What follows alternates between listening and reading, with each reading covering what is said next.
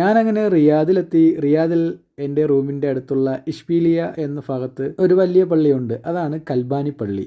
ഇതെല്ലാവർക്കും റിയാദിലുള്ള ഒട്ടുമിക്കുള്ള ഈ ഏരിയയിലുള്ള എല്ലാവർക്കും അറിയാം. ഇതിനകത്ത് നല്ല രസമാണ് കാണാൻ, നല്ല ഭംഗിയുള്ള ഒരു പള്ളിയാണ്. തൊട്ടടുത്ത് ഒരു ബാങ്ക് ഉണ്ട്. ഇവിടെയാണ് നമ്മൾ പൈസ അയക്കാൻ വരുന്നത്. അതിൻ്റെ അടുത്ത് ബസ് സ്റ്റേഷൻ ഉണ്ട്, മെട്രോ സ്റ്റേഷൻ ഉണ്ട്.